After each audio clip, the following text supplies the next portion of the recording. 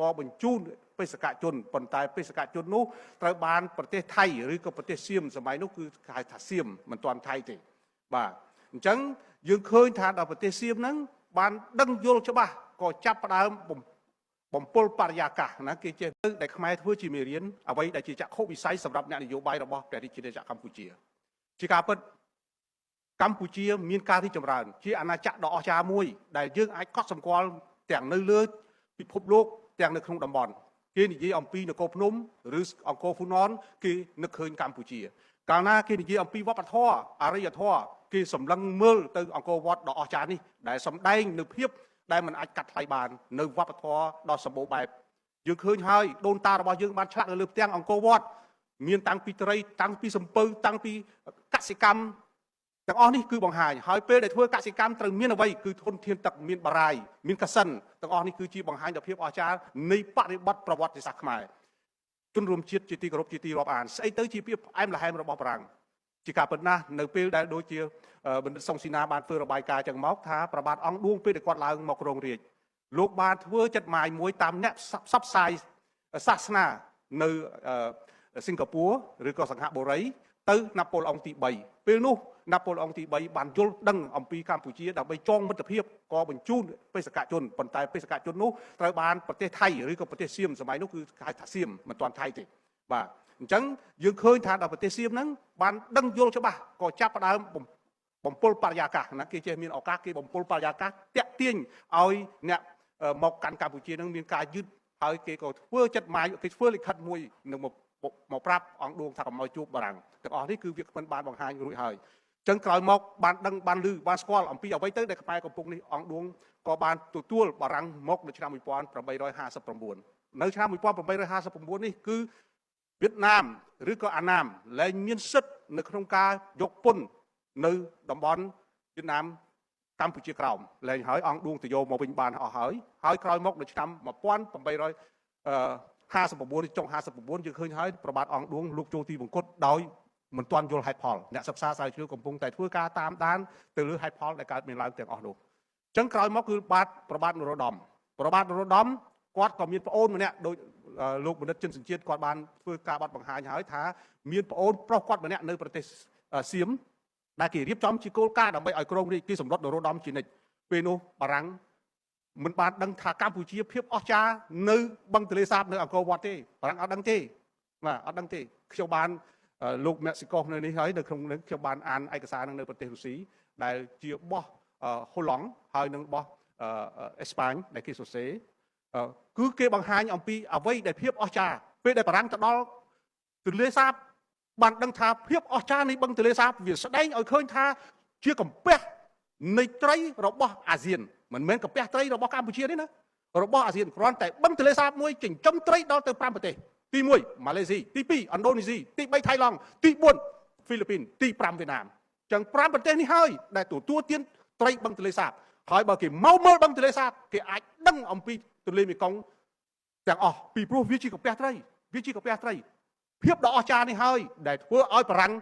ស្រមើស្រមៃចាប់ផ្ដើមគិតគូរហើយបារាំងចាប់ផ្ដើមទាញយកផលប្រយោជន៍អំពីខេត្តសៀមរាបនិងខេត្តជាច្រើននៅបាត់ដំបងហៅថាស្ដេចក្រាញ់បន្ទាយមានជ័យពីដើមបាត់ដំបងហ្នឹងបន្ទាយមានជ័យហ្នឹងគឺអត់មានទេនៅក្នុងខេត្តបាត់ដំបងទេទើបតែបែងចែកយើងនៅឆ្នាំ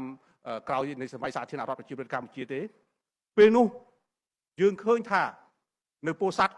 ពេលដល់ពោធិ៍សាត់យើងព្រំដែននៃបាត់ដំបងគឺថៃនៅកាន់នៅទីនោះឬហៅថាសៀមហើយព្រះវិហារយើងឃើញច្បាស់ណាស់អញ្ចឹងហើយបាទខ្ញុំតែងតែជួបព្រះវិហារការដែលតតាំងនៅប្រាសាទព្រះវិហារខ្ញុំបានប្រាប់ទៅខាងភាគីថៃអ្នកប្រាជ្ញថៃខ្ញុំថាថៃកើតនៅពេលណាថៃកើតចេញពីសកលរតីកើតនៅសតវត្សទី13ថៃបញ្ចប់នៅឆ្នាំ1930ដូរពីថៃមកសៀមពីសៀមមកថៃតើព្រះវិហារធ្វើនៅសតវត្សណាតាំងពីសតវត្សទី10ចឹងម៉ែគាត់ឪគាត់ដូនតាគាត់ក៏កើតមិនទាន់ដែររឿងអីប្រាសាទព្រះវិហារគឺជារបស់អ្នកឯងវាអត់ត្រូវនេះគឺជាប្រវត្តិសាស្ត្រដែលកូនខ្មែរត្រូវចងចាំគ្រប់គ្នាហើយកុំឲ្យគិតថាវាជារឿងចៃដន្យនេះជារឿងប្រវត្តិសាស្ត្រចឹងក្រោយមកឃើញភាពគេហៅថាទុនខ្សោយរបស់ខ្មែរបារាំងបានធ្វើអនុសន្ធិសញ្ញាមួយដោយលោកចិនសញ្ជាតិបានធ្វើបទបង្ហាញហើយគឺនៅឆ្នាំ1863ទៅលើ5ចំណុចខ្ញុំបាននិយាយគឺ5ចំណុចពេលនោះ បារាំងដាក់អាណាព្យាបាលគឺជនបរទេសទាំងឡាយណាចូលទឹកដីកម្ពុជាត្រូវតែសុំការអនុញ្ញាតអំពីបារាំងទី2ការខុសឆ្គងរបស់បារាំងមិនត្រូវបានកាត់ទោសនៅលើទឹកដីកម្ពុជានៅពេលដែលបារាំងទារពន្ធក្រោយពីឆ្នាំ1884បារាំងបានទារពន្ធខ្លាំងណាស់នៅលើទឹកដីកម្ពុជាពេលនោះខ្មែរបានបង្កើតសភាសិទ្ធមួយថាចុះទឹកកពើឡើងលើខ្លាចូលពេញបលាចេញសារប៉ូលីសមានន័យថាម៉េចពន្ធធ្ងន់ពេកខ្មែរអត់មានបានស្រីគាត់ទៅត្បាញកបាសនៅលើផ្ទះហើយអត់បានហាលហើយខោអាវអីចឹងព្រោះទារពន្ធទាំងអស់នៅលើចកេះសពុតពោពេញទៅដោយចៃណាយើងមើលទៅពីប្រវត្តិនឹងយើងឃើញហើយបាទដែលធ្វើឲ្យខ្មែរត្រូវចងចាំខ្មែរត្រូវដឹងចំណុចមួយទៀតរាល់ការបង់ពន្ធត្រូវតែប្រទេសបារាំងជាអ្នកចាត់ចែងនៅក្នុងឆ្នាំ1863ហ្នឹងបរទេសឆ្លងកាត់នៅលើទឹកដីកម្ពុជាត្រូវបង់ពន្ធឲ្យបារាំងទាំងអស់នេះហើយដែលធ្វើឲ្យយើងត្រូវចងចាំទាំងអស់គ្នាក្រោយមកទៀតពេលដែលគេដឹងច្បាស់ណាស់ថាស្ដេចយើងតែខ្ញុំសូមអភ័យទោសដោយថារដ្ឋធម្មនុញ្ញចែងតែម្ដងនិយាយស្ដេចប៉ុន្តែប្រវត្តិសាស្ត្រវាបានបង្ហាញពេលនោះស្ដេចប្រើគ្រឿងញៀនស្រីដែលធ្វើឲ្យបារាំងមិនអាចទប់បាននេះគឺជាភាពផ្អែមល្ហែមរបស់បារាំងជួយកម្ពុជាចឹងបានបារាំងធាក់ទ្វារវាំងនៅម៉ោង 10 យប់ទាញរដំចុះបាត់កប៉ាល់ឲ្យចុះហត្ថលេខាដើម្បីត្រួតទឹកដីកម្ពុជាពេលនោះ8ចំណុចដែលខ្ញុំបានកត់នៅក្នុងទីនេះហើយបានខ្ញុំអានតាំងពីខ្ញុំព្រោះនៅប្រទេសរុស្ស៊ីកាលណាអ្នករៀននយោបាយបើមិនចេះប្រវត្តិសាស្ត្រមិនអាចវិភាគនយោបាយបានទេអញ្ចឹងខ្ញុំតែងតែសិក្សម្ដងហើយម្ដងទៀតទៅលើកិច្ចការអស់ទាំងហ្នឹងអញ្ចឹងយើងឃើញមើលរាល់ការតែងតាំងទៅឆ្លងកាត់បារាំងស្ដេចមានប្រាក់ខែលែងយកស៊ូសាកមកឲ្យបងបារាំងទៀតហើយទោះបីដោយឯកឧត្តមជនជាតិថាវាអំណាចផ្ដាច់ការជាការពិតបារាំងក៏ផ្ដាច់ការដែរប្រទេសដែលផ្ដួលរំលំរបបផ្ដាច់ការមុនគេគឺអង់គ្លេសនៅសតវត្សទី18ឯប្រទេសរុស្ស៊ីទើបផ្ដួលរំលំស្ដេចសារនៅឆ្នាំ1904ទេហើយក៏មានបដិវត្តមួយកើតឡើងកន្លែងនេះខ្ញុំគាត់ជម្រាបជូនអញ្ចឹងអំណាចផ្ដាច់ការគឺអំណាចប្រមូលផ្ដុំនៅលើរាជវាំងតែមួយកាលណាអំណាចប្រធានាធិបតីវាបែងចែកចេញជា3បោះឆ្នោតជ្រើសរើសប្រធានាធិបតីមិនមែនបោះឆ្នោតជ្រើសរើស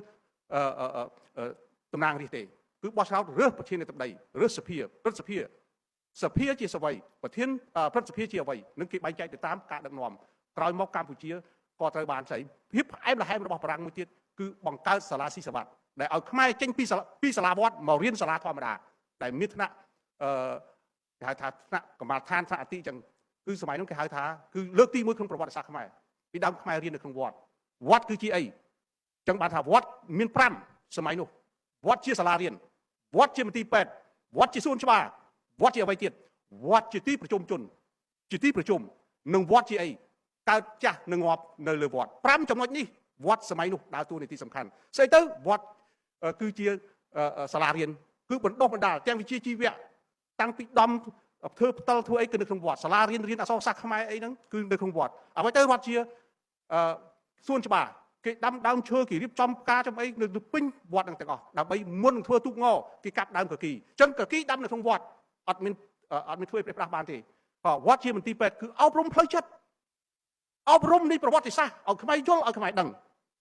ទី4វត្តជាអ្វីវត្តជាទីប្រជុំជនហេតុអីគេធ្វើសាលាឆោទៀនព្រោះដើម្បីប្រជុំគ្នាទៅធ្វើអីសម្រាប់សង្គមសម្រាប់សាលារៀនសម្រាប់នៅក្នុងភូមិឋានរបស់គេវត្តជាទីបញ្ចប់របស់មនុស្សគេបញ្ចាក់គេធ្វើចេះដីកើតក៏រលោកការក៏រលោកងាប់ក៏រលោក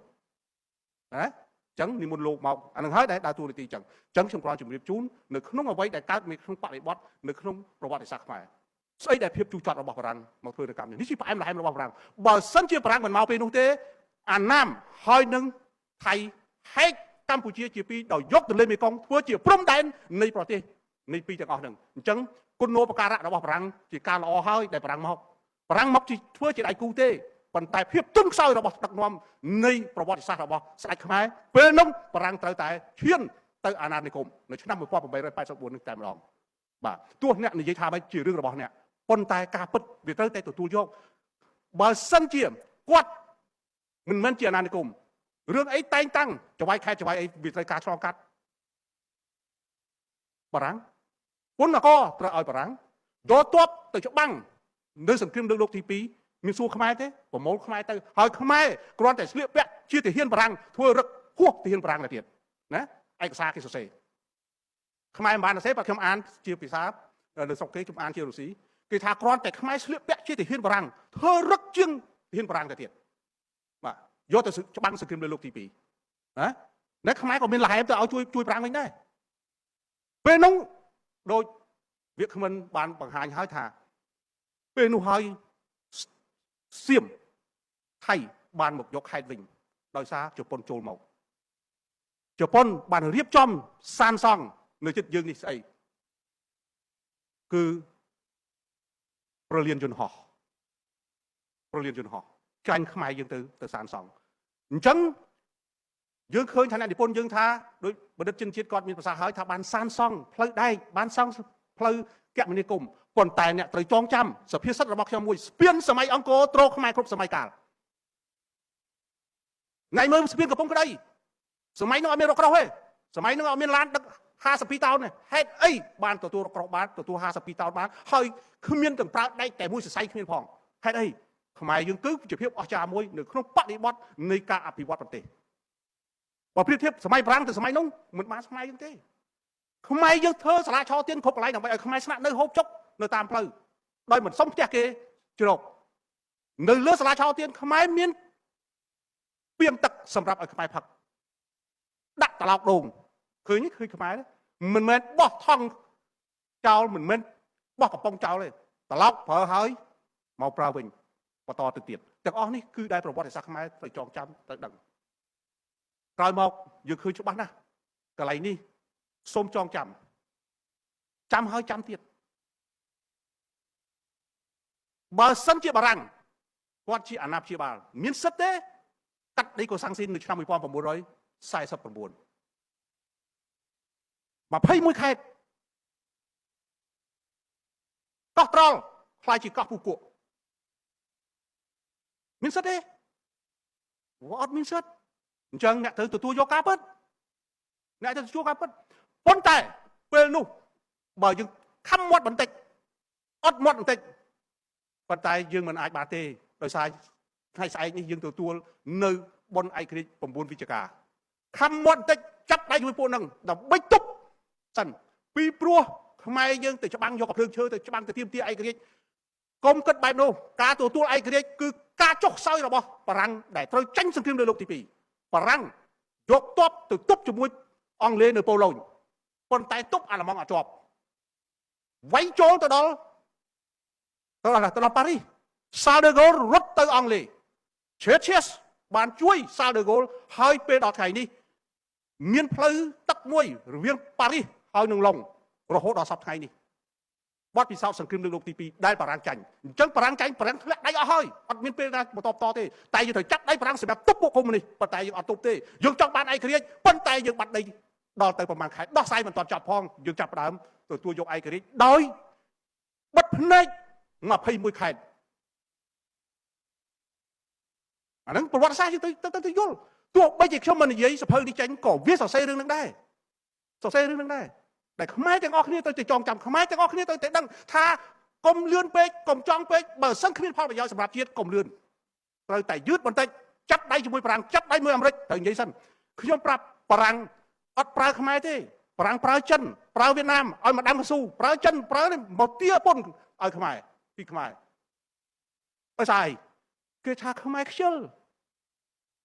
យើងខ្ជិលមែនអត់បើយើងខ្ជិលយើងត្រូវតែកែដូនតាយើងសងសាំងកោវត្តបានយើងអត់ខ្ជិលតែឥឡូវយើងឈប់ខ្ជិលទៅយើងខំឧស្សាហ៍ខ្មែរដាំអីហូបបានខ្មែរត្រូវដាំនឹងដូនតាយើងសំបីតែទឹកលាងជើងមិនចោលផងលាងជើងដាក់ជីដើម្បីបេះជីមកទទួលទានវិញឥឡូវជីក៏ទិញគេដែរវាដល់ពេលខ្មែរខំដូរអេរយាប័តឡើងទៅ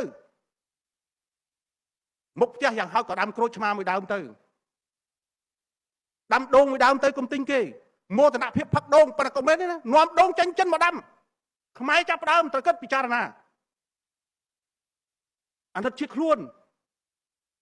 មោទនភាពលើកដូងគេបាទដូងក៏អូបមកពីថៃមកពីវៀតណាមខ្មែរទៅមិនដាំទេហើយដាំនឹងមិនរបស់ខ្មែរទៀតដាំនៅលើដីខ្មែរដល់ពេលខ្មែរត្រូវខំហើយនិយាយចឹងមែនទេណាខ្ញុំធ្វើអ្វីៗដើម្បីបុព្វហេតុជាតិនេះច្រើនណាស់ដើម្បីផលប្រយោជន៍យុវជនត្រូវអានប្រវត្តិសាស្ត្រកុំឲ្យជន់ដដែលហើយដដែលទៀត ណាអញ្ចឹង9វិច្ឆិកាយើងបានទទួលឯករាជ្យប៉ុន្តែបារាំងអត់មានទាន់ដកទេបារាំងដកនៅឆ្នាំ1954 ទើបបារាំងចេញប៉ុន្តែមិនចេញនោះពេលនោះយើងយកកំភ្លើងឈើទៅច្បាំងបង្កើតខ្មែរអិសរៈ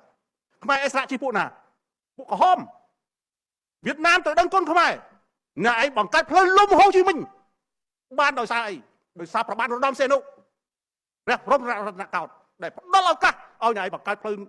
លំហូជីមិញហើយដឹកគ្រាប់ដើម្បីរំដោះវៀតណាមខាងត្បូងបើខ្ញុំជានាយករដ្ឋមន្ត្រីជាប្រធានាធិបតីខ្ញុំអត់ឲ្យឯខាត់ខ្ញុំជួយអាមេរិកបីយកវៀតណាមកណ្ដាលទៀត